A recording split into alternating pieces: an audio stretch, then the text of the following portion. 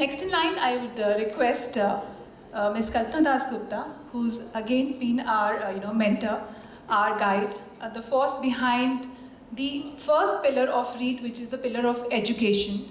What Jay sir shared about the humongous resource that we have, the books also need readers. So she keeps on guiding us how readers are important, how readers are going to be our first choice. So ma'am, I would request you to please share your version of READ's journey and how our libraries are adding to the SDGs of the communities. Would you like to take it from there? Or? She was not keeping well, but then it's our honor that you joined us and taken part in this celebration. Thank you. It's an honor to be here, and I really thank READ India for organizing a summit like this. And, it is an honor to meet people who are actually doing the work.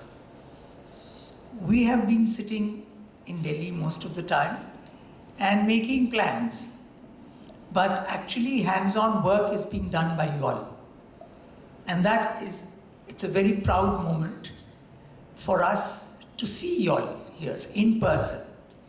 We listen about you all and your achievements, but when we really see that here are the people who are in flesh and blood, who are actually doing the work, that gives us a great honor and pleasure, both. Thank you all for coming here. Well, my commitment or whatever with READ has started with the founder of READ, Tony, who wanted me to join READ. And till very recently, I was the only librarian in the READ team. And I've been with READ for 17 years now. Well, I am a librarian by profession, and the whole model of READ really enthused me. That here is a model where libraries are on the center stage and everything revolves around the activities of the library, which makes one feel very thrilled and happy. Because in many ways, libraries and librarians are told, well, that's a secondary kind of a thing. But here, that is the core.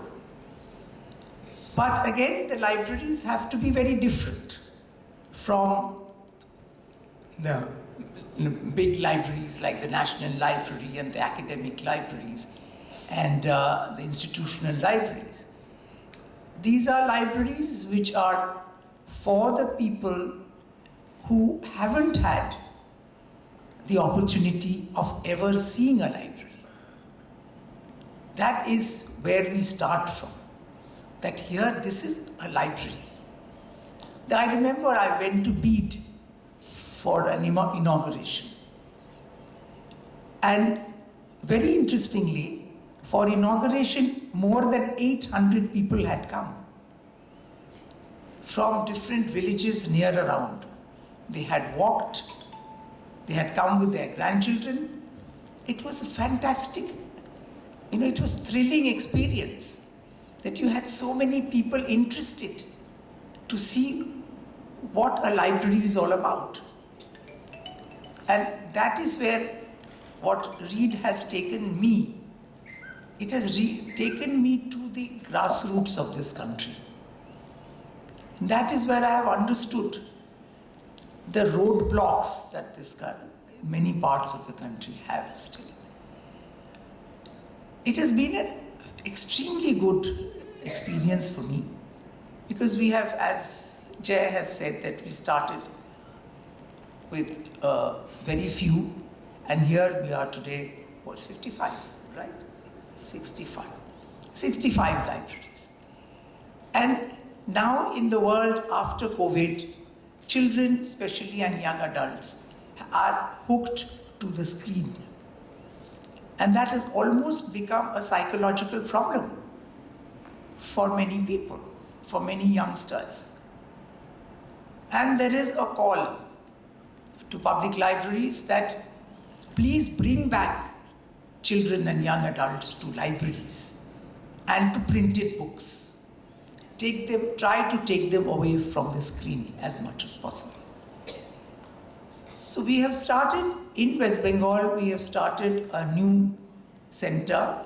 There was one, the first center was at West Bengal, Ulon, and the next one is very close to Shantiniketan, which is called Shurul. The community and the village is called Shurul. What we are trying to do is, and where we would like all the libraries to join us in that, is that to start introducing children who are coming to the early learning centers of these centers to libraries. We are getting books, and the teachers, we are requesting them to read the books and tell them stories, not stories of Cinderella or stories of Hansel and Gretel and things like that, or stories of Indian language children's books. Those are there. Our mythologies are there, and they're very interesting. Yes, it would be part of their job. But to talk about simple books which are coming out on a regular basis now, on things like climate change, on how children can help in a garden, how teachers can take them not to a fantastic 5-star hotel to go to a pool and things like that, but where vegetables are grown actually, not by chemicals, but by something else. So, much more non-urban sector.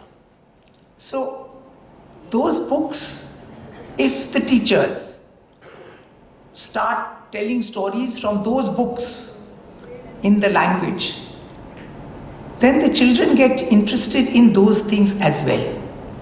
Yes, fairy tales are lovely, of course, but those are also part of today's lives, environment. Look at the cities, look at the condition. I live in Shantiniketan, and it's beautiful. This is what I have great problems coming to Delhi now, though I have lived in Delhi for 34 years. But the environment troubles me now. So if the children grew up that way, that they start reading books or looking at books. Looking at books is also has to be done now, cultivated. Because for 2 years they have looked at a screen, nothing else. Sitting at home and looking at a screen.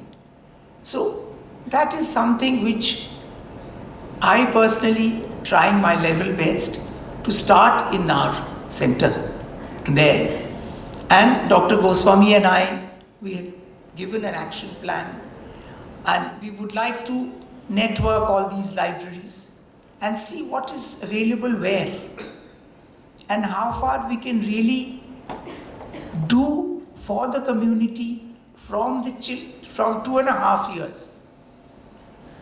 Not when they are grown up only, but from 2.5 years we start grooming children with information on the latest problems of the world, latest problems of our society. That's another thing which I have learned. I'm completely an urban person. But when I visited, say, Geejgarh was at the beginning, just the initial stages. We literally had to talk to the mothers-in-law. औरतें घूंघट काढ़ के ऐसे बैठे हुए हैं, उनको कहीं जाने की इजाजत नहीं है.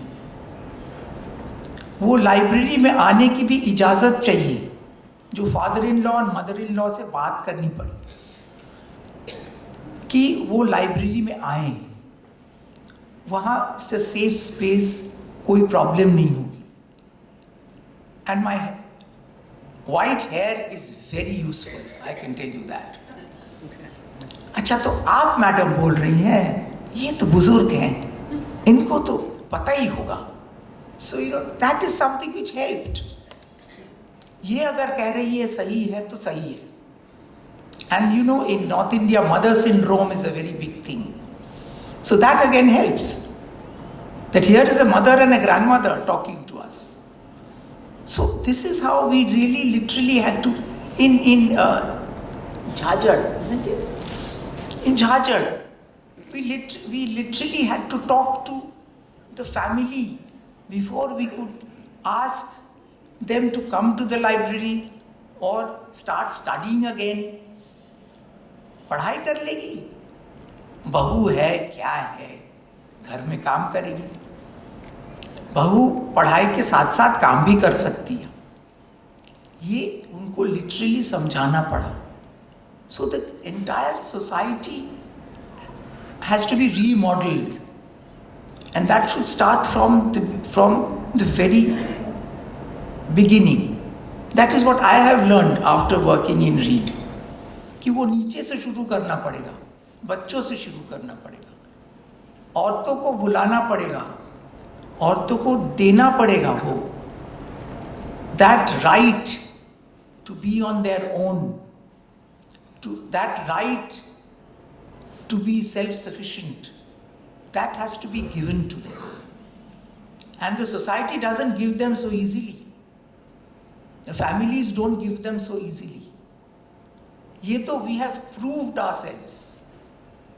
Reed has proved ourselves that yes, this is a center, this is an organization which will help our daughters-in-law or daughters to become self-sufficient without the problems which the society always gives them.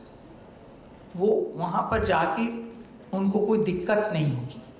औरत होने की जो दिक्कत है, that is so embedded in the social structure that it is not funny.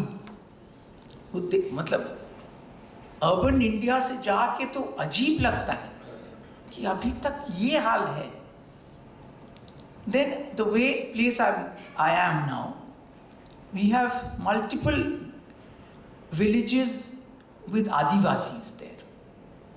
Their lifestyle is completely different. Completely. Their entire attitude is different. The way the women work and the men don't do anything is another major thing. So there, what we are trying, and we are very happy to say that lots of Adivasi girls are coming for our skilling programs. For the computer classes, for the dressmaking classes, for another thing which we tried in Bengal, this is to do an art form, which is called Goina Bodi. You know Badi? Badi को in the shape of jewelry बनाते हैं वहाँ पर. इसका एक history भी है. वहाँ पर तो चाइल्ड मैरिज, सब जगह चाइल्ड मैरिज होता था, हिंदुस्तान में अभी भी होता है. वो बच्चे होते थे जो 6-6 महीने में, 1-1 साल में शादी हो जाती थी. उसके बाद उसका हस्बैंड मर गया तो वो वैसे रह गई, बाल विधवा. By the time they became young, in their youth, they missed all that beautiful things. Jewelry, they were not allowed. Widows are not allowed to wear jewelry. Widows are not allowed to wear colorful clothes. So they started making these jewelry in the house with lentils, दाल के साथ. उनके जो मन का जो दुख था कि हम ज्वेलरी नहीं हैंडल करते हैं, वो उन्होंने खाने की चीज में किया. This is the history behind this beautiful thing. And so and these were made by by an institution which houses women for who have been victims of violence, all kinds of violence, domestic violence, outside violence. So they were given the training to make these buddies, and they are being sold. So, and that's an art form of Bengal, of Mednipur actually. So we have taken it up in the center. So these are certain things which we are trying to do. And READ is one place where the community comes together. Everybody comes together. In Bede, when we opened the library, the women said, हम अंदर जा सकते हैं, हमसे कोई पूछेगा नहीं हम कौन सा कास्ट के हैं, कहाँ से आए हैं, कितना, कोई नहीं, men also, हम जा सकते हैं, इनके साथ हम जा, means with the higher caste can we actually enter the same place. So this is the difference. This is the difference we are making in the various parts of India. And to be involved in something like this, I'm very proud. And I do hope, in spite of my very senior age, I will be able to continue working with READ and be of help to them. Thank you all very much.